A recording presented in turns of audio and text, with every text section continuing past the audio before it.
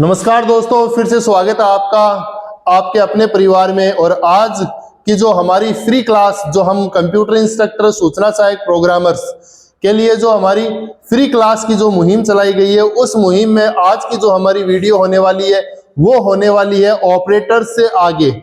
हमने सी लैंग्वेज में last time operators तक स्टडी की थी और आज हम जानेंगे कि हम सी लैंग्वेज में एक प्रोग्राम कैसे बना सकते हैं और एक प्रोग्राम हम जब बनाते हैं तो उसके कौन कौन से बेसिक कंपोनेंट्स हैं जिन्हें हमें ध्यान रखना है। तो आइए दोस्तों, स्वागत करते हैं। अपने साथियों को शेयर कर दीजिए, हमारी क्लास का लिंक सब्सक्राइब कर दीजिए हमारे इस चैनल को। आपका अपना चैनल, आपका अपना परिवार है, आप इसको शेयर कीजिए।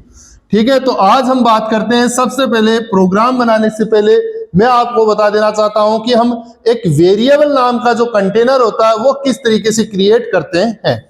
तो सबसे पहले हम आज जानेंगे वेरिएबल के बारे में।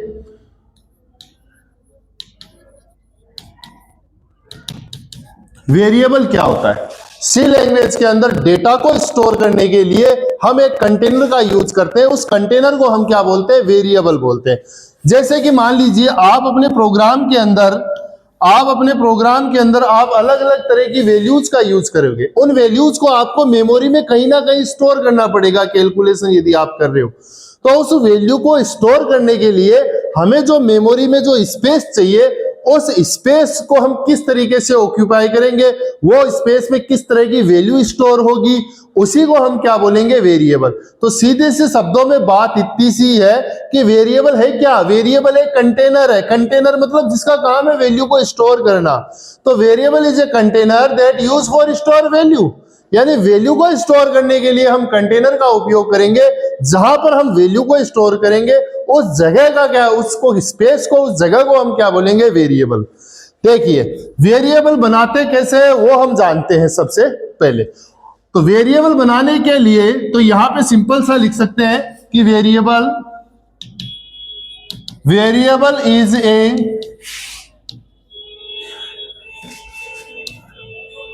Container that used for store value, यानी प्रोग्राम के अंदर जो वैल्यू स्टोर करेंगे वो कंटेनर में करेंगे, तो वो कंटेनर को क्या कहते हैं? वेरिएबल। अब वेरिएबल डिक्लेरेशन कैसे होता है, यानी हम वेरिएबल को किस तरीके से बनाते हैं? क्योंकि हम वेरिएबल नहीं बनाएंगे तो प्रोग्राम में जो कैलकुलेशन करेंगे, हम जो इनपुट देंगे, हमें जो आउटपुट मिलेगा उसको हम स्टोर कहां कर पाएंगे? तो उसी को हमें स्टोर करने के लिए हमें किसकी रिक्वायरमेंट होती है? वेरिएबल की। वेरिएबल बनाते कैसे? इसका जो सिंटेक्स है, जिसको हम हिंदी में प्रारूप बोलते हैं। क्या बोलते हैं? प्रारूप। सिंटेक्स क्या है इसका? सबसे पहले हमें बताना है डेटा टाइप, यानी जो हम वेरिएबल बना रहे हैं उस वेरिएबल का हमें सबसे पहले क्या डिफाइन करना पड़ेगा? Data type. डेटा टाइप्स मैंने आपको पढ़ा रखे हैं पहले से। बेसिक जो डेटा टाइप है वो इंटीजर, कैरेक्टर, फ्लोट, डबल, जो मैं आपको बता चुका हूं हमारी पिछली क्लास के अंदर। तो यहां पे जो बेसिकली हम सबसे पहले क्या डिफाइन करेंगे? Data type. डेटा टाइप बताने के बाद हम यहां पे वेरिएबल नेम, यहां पे आपका क्या होगा? वेरिएबल का नाम। और उसके बाद क्या है? यहां पे सेमीकोलन। इससे क्या कर सकते हो आप? कोई वेरिएबल डिफाइन कर सकते हो। यदि मान लीजिए यहां पे हमने एक वेरिएबल बनाया, आपको एक से अधिक वेरिएबल बनाने, तो फिर क्या होगा? तो वही होगा। सबसे पहले हम क्या बताएंगे? डेटा टाइप, उसके बाद वेरिएबल नेम, ये फर्स्ट, फिर कोमा, एक और वेरिएबल बनाना है, वेरिएबल नेम सेकंड, कोमा लगा के। और इस तरीके से हम क्या कर सकते हैं? और भी वेरिएबल बना सकते हैं। लास्ट में हमें सेमीकोलन लगाना है, जिससे कंपाइलर को यह पता चल जाए कि ये लाइन यहाँ पे क्या हो चुकी है? टर्मिनेट हो चुकी है। इस लाइन का यहाँ पे क्या है? एंड है। अब ये तो हमने सिंटेक्स देखा। क्या देखा? सिंटेक्स। अब एक इसका एग्जांपल देख लेते हैं वेरिएबल बना के। यहां मैंने लिखा एग्जांपल, जैसे डेटा टाइप सबसे पहले मैंने बताया इंट। अब इंट के बारे में आपको बताने की जरूरत नहीं है, ऑलरेडी पिछले क्लास में बता चुका हूं। Int is a integer that use for store the integer value without fractional part, यानी जिस वैल्यू में पॉइंट्स नहीं होते, जिसमें डेसिमल प्लेसेज में वैल्यू नहीं होती, उसको स्टोर करने के लिए हम इंटीजर का यूज करते हैं। तो मैंने डेटा टाइप क्या बताया, यहाँ पे मेरा डेटा टाइप क्या है, इंट।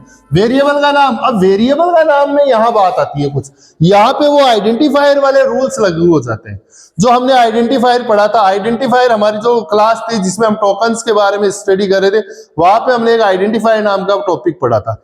आइडेंटिफायर क्या होता है, नाम होता है। किसका नाम होता है, वेरिएबल का, एरे का, पॉइंटर का, फंक्शन का। ये जो नाम होता है इस नाम को हम आइडेंटिफायर बोलते हैं। बट ये नाम आप अपने मन से कुछ भी दे सकते हो, जिसके कुछ रूल्स रेगुलेशंस मैंने उस वीडियो में आपको बता रखे हैं। तो जैसे हम कोई वेरिएबल बनाते हैं तो वेरिएबल का फर्स्ट लेटर क्या होगा, फर्स्ट लेटर अंडरस्कोर हो सकता है, अल्फाबेट हो सकता है, ये रूल है। वेरिएबल का फर्स्ट लेटर डिजिट नहीं हो सकता, ये भी रूल है। वेरिएबल के नाम में आप स्पेस को यूज नहीं कर सकते, ये भी एक रूल है। कोई स्पेशल सिंबल आप वेरिएबल के नाम में यूज नहीं कर सकते सिवाय अंडरस्कोर के, ये आपका क्या है, रूल है।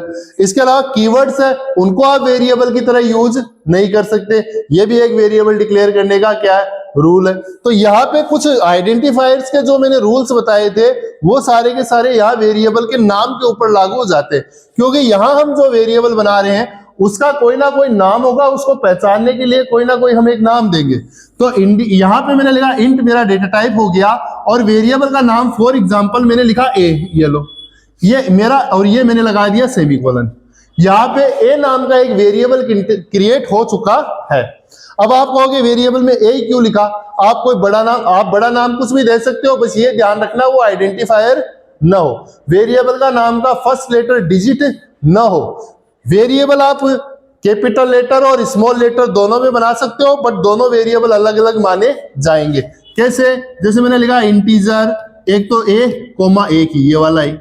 अब आप सोचोगे ये दोनों तो एक ही है, एक नहीं है, दोनों अलग अलग दो वेरिएबल है, क्योंकि जो हमारी सी लैंग्वेज है वो क्या है, केस सेंसिटिव है। क्या है, केस सेंसिटिव। तो यहां इनको दोनों को दो अलग अलग वेरिएबल माना जाएगा। यहाँ इंटीजर की जगह आप कैरेक्टर कर सकते हो, CHAR कैरेक्टर।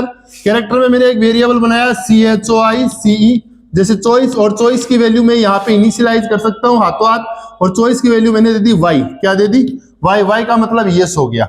तो ये एक लेटर है जो इस वेरिएबल चॉइस नाम के वेरिएबल में क्या हो गया, स्टोर हो गया, असाइन हो गया। और ये यहाँ पे आप देख रहे हो ये असाइनमेंट ऑपरेटर लगा हुआ है जो इस वैल्यू को क्या कर रहा है, इसमें डाल रहा है। और ये जो चॉइस है वो कैरेक्टर टाइप का है, यानी इसमें हमेशा अल्फाबेट टाइप में ही कुछ ना कुछ वैल्यू स्टोर होगी।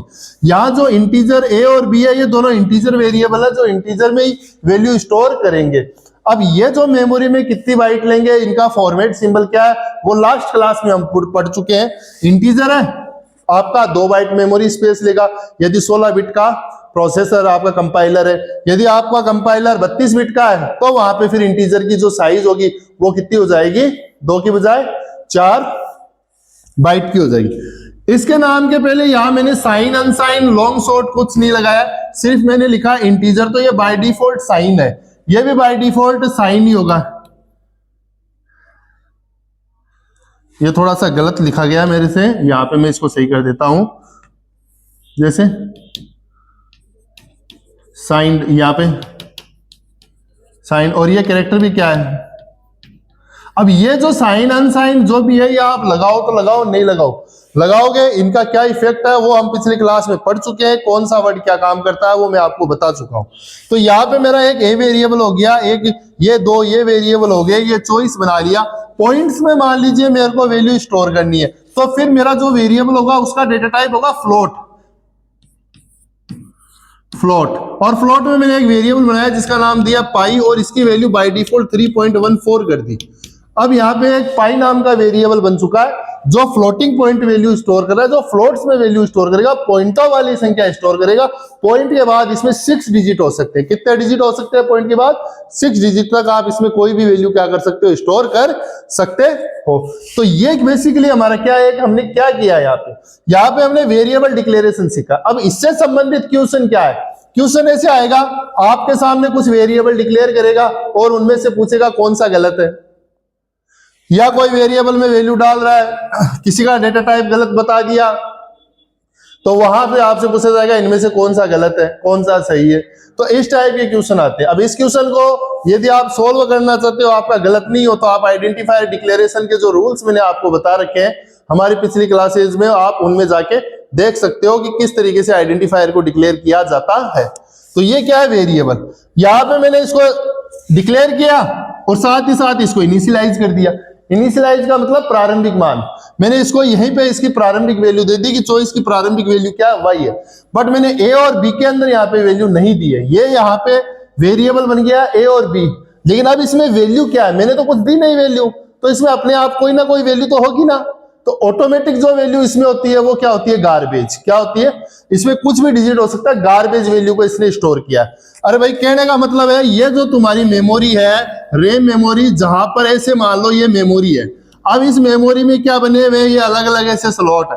अब आपने लिखा इंटीजर ए, तो ये मान लो 2 बाइट मेमोरी। कितने बाइट मेमोरी, ये 2 बाइट मेमोरी इस ए नाम के एक कंटेनर को दे दी, ए नाम के वेरिएबल बन गया। यहां 2 बाइट स्पेस इसने रोक लिया। ऐसे आपने लिखा चॉइस, तो चॉइस ने 1 बाइट मेमोरी स्पेस, जैसे ये ले लो, चॉइस ने ये 1 बाइट स्पेस ले लिया, तो यहाँ पर आपकी चॉइस स्टोर हो जाएगी, यहाँ पे आपका कोई भी नंबर स्टोर हो जाएगा। तो ये ए चॉइस, ये क्या है, ये तो वेरिएबल के नाम है, और ये इधर इंटीजर, कैरेक्टर, फ्लोट, ये क्या है, डेटा टाइप। तो वेरिएबल डिक्लेरेशन करने का ये एक सीधा सा तरीका है। आपको सबसे पहले डेटा टाइप बताना है, उसके बाद आपको वेरिएबल का नाम बताना है, और लास्ट में सेमीकोलन लगाना है। ज्यादा वेरिएबल बनाने हैं एक साथ, डेटा टाइप, पहले वेरिएबल का नाम, दूसरे का नाम, कोमा लगा के तीसरे का नाम, चौथे का नाम, इस तरीके से आप सभी वेरिएबल क्या कर सकते हैं, डिक्लेयर कर सकते हैं। आया समझ में? आया तो लाइक कर दो इसी बात पे इस क्लास को, अभी लाइक करो, शेयर करो। इसके बाद हम आगे बात करते हैं कि हम एक प्रोग्राम बनाते हैं सी लैंग्वेज में, तो हमारे प्रोग्राम का स्ट्रक्चर क्या होगा, जो प्रोग्राम हम बनाएंगे वो कैसे बनाएंगे, कहां से शुरू करेंगे, कहां एंड होगा। तो हम उसका स्ट्रक्चर की बात करेंगे कि प्रोग्राम किस तरीके से बनाया जाता है। देखो बच्चों, प्रोग्राम बनाने के लिए उसका जो बेसिक स्ट्रक्चर है उसे हमें जानना जरूरी है। जानने के लिए देखो क्या होता है, मैं आपको डायरेक्ट ही बता देता हूं। यहाँ पे सीधी बात, नो बकवास, हम सिलेक्टेड है, आपको सिलेक्ट करा के छोड़ेंगे। फ्री पढ़ना, हमारे चैनल पे आ जाओ, हमारे साथ जुड़ जाओ, फ्री में पढ़ाऊंगा मैं आपको। अब यहाँ पे हम बात करते हैं हम स्ट्रक्चर किस तरीके से देखें। इसका स्ट्रक्चर देखने के लिए जो सी लैंग्वेज का जो प्रोग्राम का स्ट्रक्चर होता है, यानी सी प्रोग्राम और स्ट्रक्चर, सी प्रोग्राम स्ट्रक्चर। सी का प्रोग्राम बनाने के लिए कुछ बातें हमें ध्यान रखनी है। सबसे पहले स्ट्रक्चर यह है कि सबसे पहले आपको हैश लगाना है और इंक्लूड, सारे का सारा आप स्मॉल लेटर में लिखेंगे, कैपिटल लेटर में कुछ नहीं होगा, हैश इंक्लूड। उसके बाद यहां पे stdio.h, अगला हैश, ये कुछ नहीं है यहां, कहीं आप सोच लो ये क्या आ गया, ये भी लगाना है क्या, ये नहीं लगाना है, हैश, अगला हैश इंक्लूड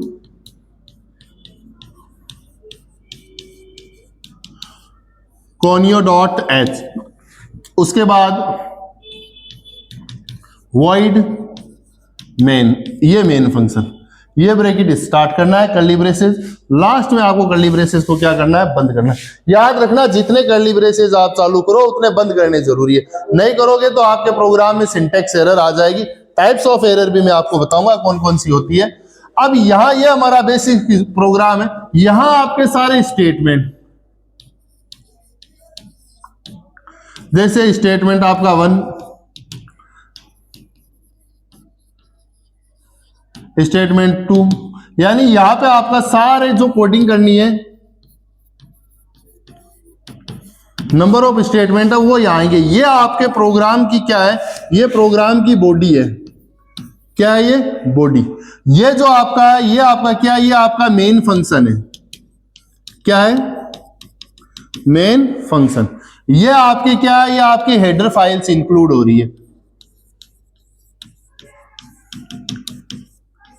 हेडर फाइल्स ऐ चाहिए, ठीक है, ये आपकी हेडर फाइल्स है। तो यहां आप देख सकते हो इस प्रोग्राम के अंदर मैंने सबसे पहले यहां पे हैश इंक्लूड। अब आप कहोगे ये हैश इंक्लूड क्या है, इसके बारे में मैं पहले भी एक बार मैंने बात की थी। हैश इंक्लूड क्या है, हैश इंक्लूड एक प्री प्रोसेसर डायरेक्टिव है। प्री प्रोसेसर डायरेक्टिव का मतलब क्या है? प्री प्रोसेसर डायरेक्टिव का मतलब है कि ये हैश इंक्लूड है, वो आपके प्रोग्राम को रन होने से पहले, कंपाइल होने से पहले ये आपके प्रोग्राम के साथ कुछ चीजों को जोड़ देता है, उनके साथ उनका लिंक बना देता है, उनको प्री डिफाइन कर देता है, पहले से ही उनको फिक्स कर देता है आपके प्रोग्राम के साथ। तो वो आपके क्या होते हैं? हैश इंक्लूड हम उनको बोलते हैं, जो प्री प्रोसेसर डायरेक्टिव होते हैं, जो प्रोग्राम एग्जीक्यूट होने से, प्रोग्राम रन होने से पहले आपके प्रोग्राम के साथ इन फाइल्स को क्या कर देते हैं? लिंक कर देते हैं। या हैश इंक्लूड के थ्रू आप ये काम कर सकते हो। तो हैश इंक्लूड है या हैश सिंबल लग गया, वो प्री प्रोसेसर डायरेक्टिव है। हैश इंक्लूड, इंक्लूड यानी जोड़ना, आपके प्रोग्राम के साथ ऐड कर दो अदर फाइल को। कौन सी को कर दो? stdio। अब stdio का क्या मतलब है? stdio का मतलब है standard input output header file. .h है वो हेडर फाइल को इंडिकेट कर रहा है। तो stdio डॉट है वो एक standard input output header file है, जो आपके प्रोग्राम के साथ क्या हो चुकी है? अटैच हो चुकी है। अब इस हेडर फाइल में जो भी फंक्शंस है, जो प्री डिफाइंड फंक्शन है, जो पहले से बने हुए, उन फंक्शंस को हम अपने प्रोग्राम की बॉडी में, यहां उन फंक्शंस को हम डायरेक्ट यूज करेंगे। अब आप कहोगे ये से कौन से फंक्शन आ गए? तो जैसे मान लो हमें कुछ प्रिंट कराना है, तो उसके लिए प्रिंटफ फंक्शन है, पहले से बना हुआ है। हमें कोई वैल्यू इनपुट लेनी है, स्कैनफ फंक्शन है, वो पहले से बना हुआ है। इसी तरह मान लो स्ट्रिंग लेना है, तो स्ट्रिंग से रिलेटेड फंक्शन है, गेट्स है, पुट्स है, लोअर है, अपर है, ऐसे बहुत सारे फंक्शन है। कॉन्सोल इनपुट आउटपुट, यानी कॉन्सोल, ये कोनियो डॉट एच का मतलब यही है, कॉन्सोल इनपुट आउटपुट। ये कॉन्सोल का मतलब जिस स्क्रीन के ऊपर आपको आउटपुट मिलता है। इस प्रोग्राम को अब जब रन करेंगे सी के कंपाइलर में, तो एक ब्लैक कलर की स्क्रीन पे हमें आउटपुट मिलेगा। वो आउटपुट हमें जहां मिलेगा, उस स्क्रीन को हम क्या बोलते हैं? Console screen. क्या बोलते हैं? Console screen. तो उस कॉन्सोल से रिलेटेड जो भी इनपुट आउटपुट फंक्शंस है, वो सारे इस फाइल में स्टोर है। इनपुट आउटपुट से संबंधित सारे फाइल फंक्शन इसमें। इसी तरीके से मैथ.h भी एक हेडर फाइल है, जिसको भी हम प्रोग्राम में आगे हम इंक्लूड करेंगे जब हमें उसकी रिक्वायरमेंट होगी। उसमें मैथमेटिक्स से रिलेटेड सारे क्या है? फंक्शंस स्टोर है। फिलहाल हम इन दोनों को इंक्लूड करते हैं, ये दोनों की दोनों हमारी क्या है? हेडर फाइल है। ठीक है। उसके बाद आता है मेन। आपके प्रोग्राम यहां से एग्जीक्यूशन होना शुरू करेगा। आपका प्रोग्राम के अंदर एक मेन फंक्शन है, वो यही है, वॉइड मेन। स्मॉल लेटर में लिखना है, कैपिटल कुछ नहीं है। और वॉइड क्या है? ये क्या चीज है? ये इस फंक्शन का रिटर्न टाइप होता है। क्या होता है? रिटर्न। वॉइड लिखा है मैंने रिटर्न टाइप। अपन इसको चेंज भी कर सकते हैं, रिटर्न में ये इंटीजर भी कर सकता है, रिटर्न में ये कैरेक्टर भी कर सकता है। अब रिटर्न करेगा किसको? ये कंपाइलर को रिटर्न करेगा। ये किसको रिटर्न करेगा? कंपाइलर को। क्योंकि हम इसको चला रहे हैं, तो इस फंक्शन को चलाएगा कौन? कंपाइलर इसको कॉल करेगा, तो ये चलेगा, तो कुछ ना कुछ वैल्यू रिटर्न देगा। रिटर्न देगा तो किसको देगा? कंपाइलर को। सपोज कीजिए मैंने आपसे कहा कि दो संख्या जोड़िए, 5 और 10। अब आपने 5 और 10 को जोड़ दिया। जोड़ के आप मेरे को वापस दे रहे हो कि सर 5 और 10 तो 15 हो गए, ये 15 लो रिजल्ट। तो वैसे ये मेन फंक्शन है, ये उसका रिटर्न टाइप है। ये उसका क्या है? Return type. ये हमेशा कोई ना कोई वैल्यू रिटर्न करता है। मैंने यार रिटर्न क्या बता दिया? वॉइड। वॉइड का मतलब कुछ नहीं, नथिंग। यानी ये प्रोग्राम कंपाइलर को कुछ रिटर्न नहीं करेगा। वॉइड का मतलब है नथिंग। क्या है? नथिंग, कुछ रिटर्न नहीं करना। तो ये समझ में आया। फिर अपना ये ब्रैकेट स्टार्ट हो गया, ये मेन फंक्शन है अपना। हर प्रोग्राम में होगा। विदाउट मेन, बिना मेन फंक्शन के सी लैंग्वेज में कोई प्रोग्राम हो ही नहीं सकता, तो मेन फंक्शन जरूरी है।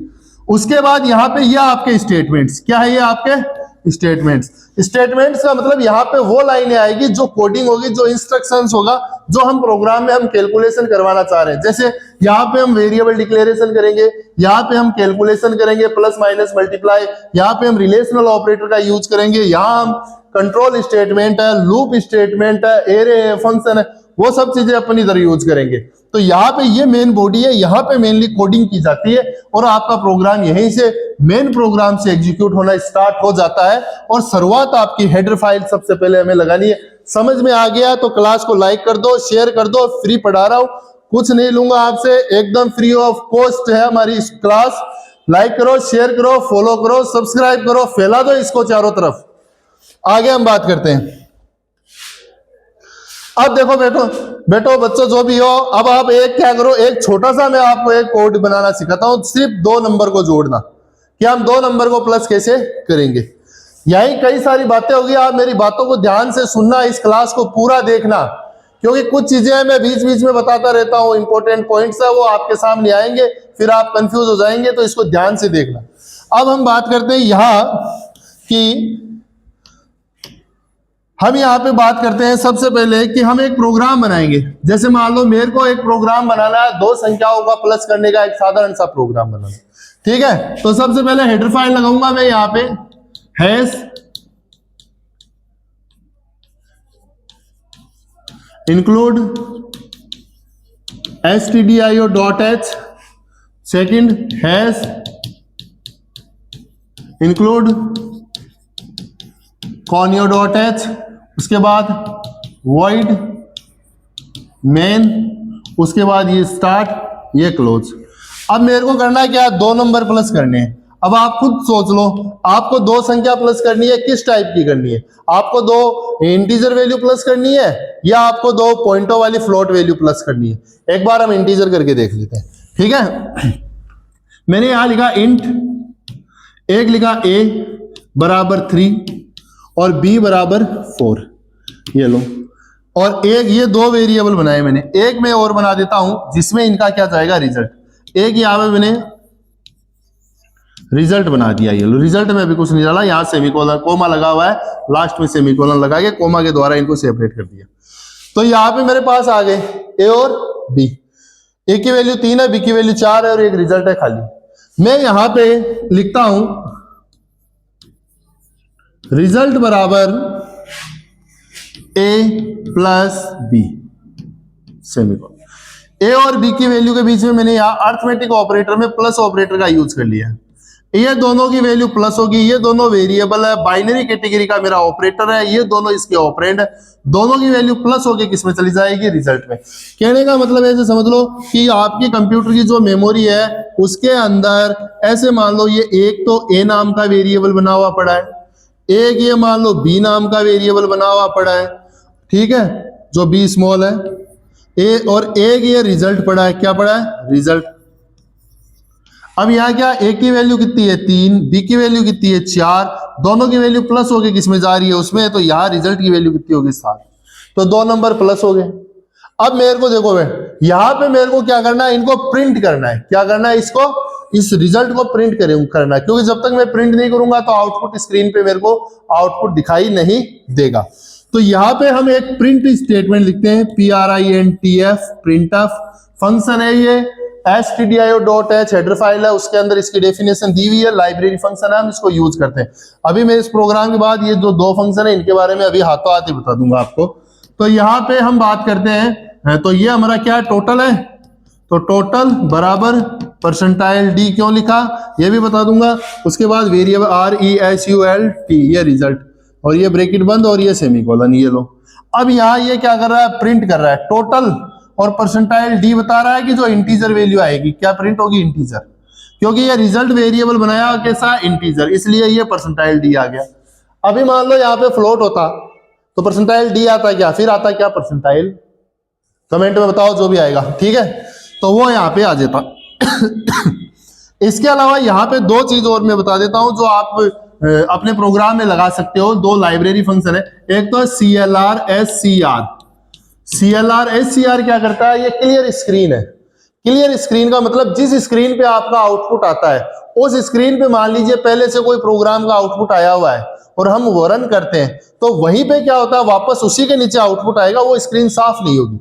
भाई मैं कुछ नया पढ़ाऊं तो इस बोर्ड को तो साफ करूं ही ना, तो वैसे ही वहां पे जिस स्क्रीन पे आउटपुट आ रहा है उसमें पहले से कुछ लिखा हुआ है, अब मेरे को क्या करना है, उसको साफ करना है। साफ करना है तो CLR SCR, क्लियर स्क्रीन लगाना है। ये इस फंक्शन की डेफिनेशन conio.h हेडर फाइल में, तो ये मैंने इसका ये फंक्शन ये यूज किया, इसका ये फंक्शन यूज किया, तो ये लाइब्रेरी फंक्शन है, इनको यूज कर रहा हूं तो हेडर फाइल तो लगानी पड़ेगी अपने प्रोग्राम के अंदर।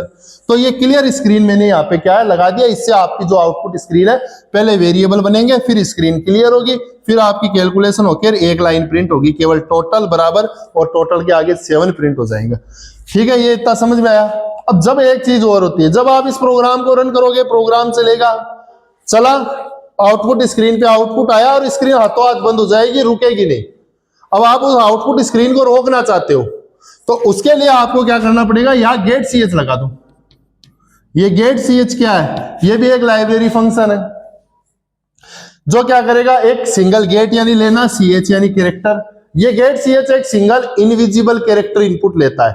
क्योंकि जब आप प्रोग्राम को चलाओगे, ये लास्ट में लगा हुआ है, तो ये आउटपुट स्क्रीन को रोक के रखेगा जब तक आप इसको कुछ इनपुट नहीं दोगे। तो आपका आउटपुट आपके सामने रुका रहेगा। ये यदि नहीं लगाओगे तो क्या होगा, प्रोग्राम चलेगा, आउटपुट आएगा, आखिर आउटपुट स्क्रीन हाथों हाथ चली भी जाएगी और आपको पता भी नहीं चलेगा कि मेरा प्रोग्राम रन हो चुका है और आउटपुट आ चुका है क्या। तो उस आउटपुट स्क्रीन को रोके रखने के लिए मैं यहाँ पे क्या लगा देता हूं, गेट ch। ये एक इनविजिबल, एक सिंगल कैरेक्टर क्या करता है, इनपुट लेता है, स्क्रीन रुकी रहेगी, आप कुछ भी दबाओगे, स्पेस एंटर XYZ, तब वो आउटपुट स्क्रीन क्या होगी, आपकी आंखों से दूर होगी। अदरवाइज वो स्क्रीन जब तक रुकी रहेगी जब तक आप उस पर कुछ भी इनपुट, कुछ प्रेस नहीं करोगे तब तक। तो ये हमारा एक बेसिक स्ट्रक्चर था, सिंपल सी बात थी। प्रिंटफ का हमने यूज किया। यहाँ पे देखो मैंने वेरिएबल डिक्लेरेशन किया है, अच्छे से समझ लो। ये क्लियर स्क्रीन लगा दिया, यहाँ पे मैंने कैलकुलेशन कर दी, यहाँ पे मैंने प्रिंट कर दिया, ये मेरे आउटपुट को रोक के रखेगा। ये क्या है, आपके सी प्रोग्राम का एक बेसिक साधारण सा स्ट्रक्चर था, जिसका यूज करके मैंने एक 2 नंबर को प्लस करने का प्रोग्राम बनाया है। आपकी कोई क्यूरी है, कमेंट करो, अभी के अभी आपको उसका क्या मिलेगा, जवाब मिलेगा। आया समझ में? अब बात कर रहे थे वो 2 फंक्शन, इनपुट और आउटपुट वाले, कि कौन कौन से इनपुट और आउटपुट फंक्शन। ऐसे तो बहुत सारे मिलेंगे हमें, स्ट्रिंग से रिलेटेड कई सारे। अपन बेसिकली 2 की बात कर लेते हैं। एक तो है प्रिंटफ और एक हमारा जो दूसरा है वो है स्कैनफ। इन 2 की बात कर लेते हैं। प्रिंटफ क्या करता है, प्रिंट करता है। This function use to print. कहां प्रिंट करेगा, कंसोल पे। अरे भाई आपको कुछ भी प्रिंट कराना, कोई मैसेज प्रिंट कराना, कोई वेरिएबल की वैल्यू आपको प्रिंट करानी है, आप प्रिंटफ फंक्शन का यूज करो। स्कैनफ क्या करता है, ये वैल्यू स्कैन करता है, वैल्यू लेता है, इनपुट लेता है। वैल्यू किससे लेगा, आप प्रोग्राम रन करोगे उस समय आपसे रन टाइम पे ये वैल्यू लेगा। अब देखो, यदि मैं प्रोग्राम जब बनाता हूं तो उसमें 2 तरीके से वैल्यू दी जाती है। एक तो होता है रन टाइम पे वैल्यू देना, एक होता है आपका कंपाइल टाइम पे देना। अभी पीछे वाले प्रोग्राम में आपने क्या देखा, मैंने ऐसे लिखा इंटीजर a बराबर 3, b बराबर 4 और फिर मैंने एक बनाया रिजल्ट। ठीक है, अब यहां मैंने क्या किया, मैंने यहां एक की वैल्यू 3 डाल दी, बी की वैल्यू 4 डाल दी, रिजल्ट में कुछ नहीं डाला। तो मैंने ए और बी को यहां शुरू में ही क्या कर दिया, प्रारंभिक वैल्यू देके इनको पहले ही सेट कर दिया। ये मेरा क्या था, कंपाइल टाइम इनिशियलाइजेशन। क्या था, कंपाइल टाइम इनिशियलाइजेशन। तो वेरिएबल को इनिशियलाइज करने के 2 तरीके, रन टाइम पे, कंपाइल टाइम पे। वैल्यू आप ऐसे दे रहे हो तो ये तो हो गया कंपाइल टाइम, इनका यूज करके दोगे तो वो क्या हो जाएगा, रन टाइम। बताओ समझ में आया या नहीं आया, आ गया ना।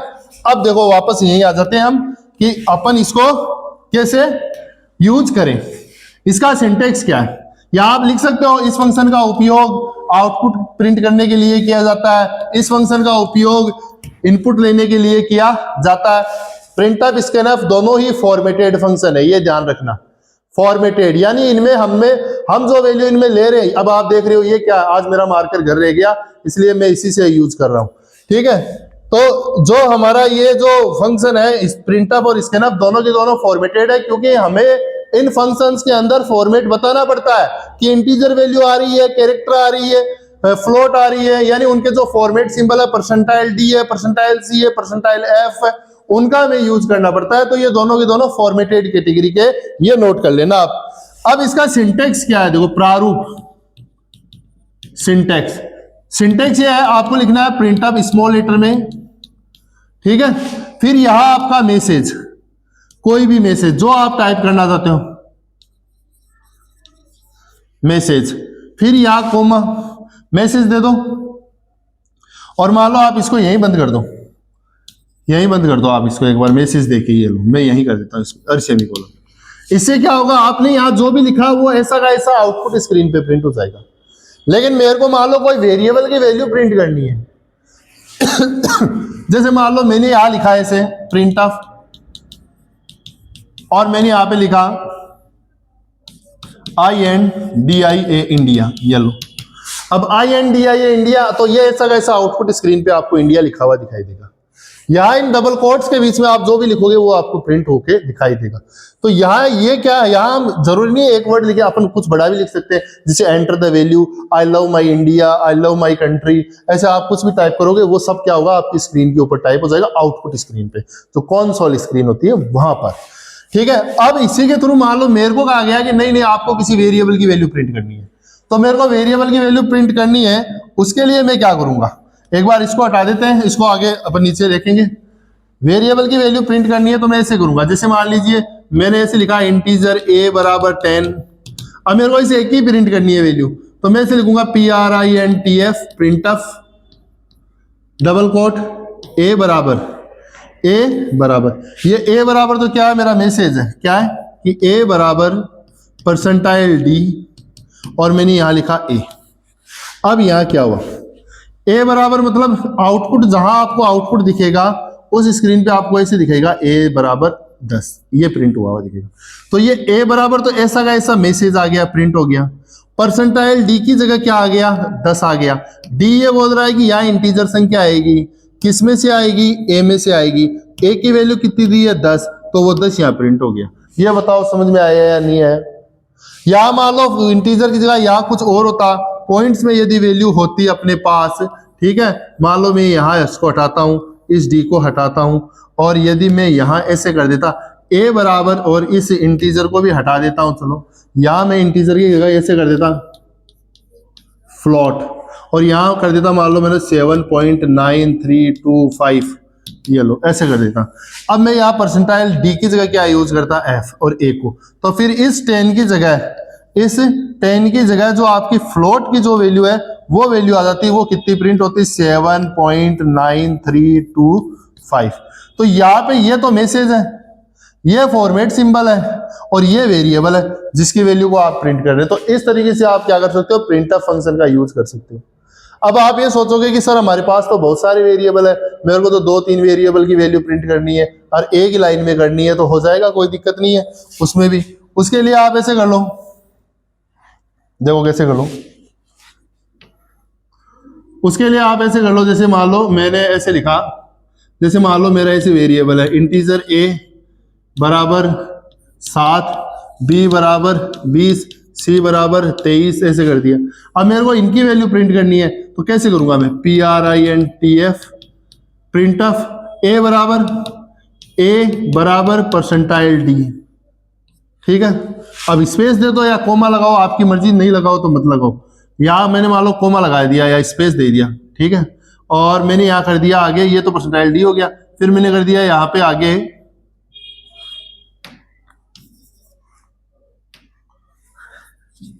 b बराबर %d और c बराबर %d, फिर डबल कोट बंद कर दिया। अब मैं यहाँ a, b, c ऐसे तीनों को साथ लिख दूंगा। तो जो पहले %d आ रहा है वहां तो किसकी वैल्यू प्रिंट होगी, a की, दूसरी की जगह किसकी, b की, और तीसरे की जगह c की। तो इसका आउटपुट स्क्रीन जो होगी हमारी कंसोल, उस पे ऐसे आएगा, ये a बराबर 7, इसी के आगे b बराबर 20, c बराबर 23, और यदि आप यहाँ कोमा लगा देते हो बीच में, तो फिर वो बाद में यहाँ पे क्या, इससे कोमा भी प्रिंट हो जाएगा। तो समझ में आया। आप ऐसे मल्टीपल वैल्यूज क्या कर सकते हो, प्रिंट कर सकते। आ गया समझ में, ये वैल्यू क्या आउटपुट के लिए यूज हो रहा है ये प्रोग्राम, तो ये आपका फंक्शन। अब हम आगे बात करते हैं स्कैनफ की, ठीक है।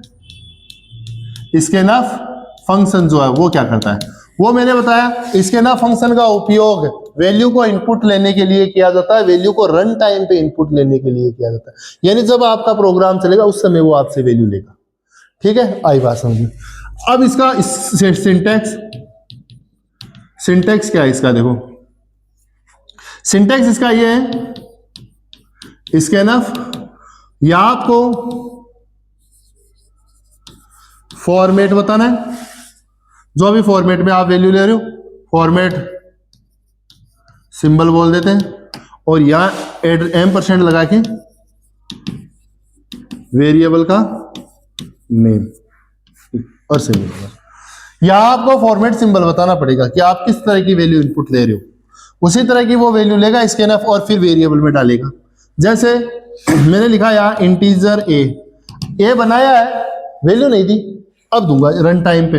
मैंने लिखा printf printf और मैंने लिख दिया यहाँ एंटर a वैल्यू, ये ऐसा कैसा प्रिंट हो जाएगा, एंटर ए वैल्यू। अब ये तो प्रिंट करेगा केवल। अब मैं SCANF स्कैनफ लगाता हूं, मैंने लिखा %d इंटीजर वैल्यू आए और कहाँ आए, ए के एड्रेस पर। किस पर आए, ए के एड्रेस पर। अब ये M% का चिन्ह क्या लगाया, क्योंकि आपको पता है वेरिएबल मेमोरी में से बने हुए होते हैं। ये ए नाम का आपका वेरिएबल है, सपोज करो ए नाम का, ठीक है। अब जो भी वैल्यू आएगी रन टाइम पे, आप मान लो 10 20 15 कुछ भी दोगे, वो यहाँ स्टोर हो जाएगी। मान लो मैंने 25 दिए तो 25 यहाँ आ गए। M% इसलिए लगाया, एड्रेस इसलिए लगाया कि ये जो वेरिएबल मेमोरी में बना हुआ है ए नाम का, इसका कोई ना कोई एड्रेस है। उस एड्रेस के ऊपर उस लोकेशन पे वो वैल्यू डाल दो। जैसे आप पार्सल मंगाते हो, तो पार्सल कोई बाहर से आपके पास सामान आ रहा है, तो वो आ रहा है कहाँ है, आपके एड्रेस पे आएगा, आपके एड्रेस पे आएगा। तो आपका जो भी एड्रेस है उस पे आ जाएगा, और आप उसमें वो आपका जो नाम है वो ऊपर आ जाएगा। तो वैसे यहाँ नाम तो हो गया ए, और इसका कोई ना कोई एक एड्रेस है, उस एड्रेस पे वो ए की वैल्यू जाके स्टोर हो जाएगी। तो ये अपना स्कैनफ है।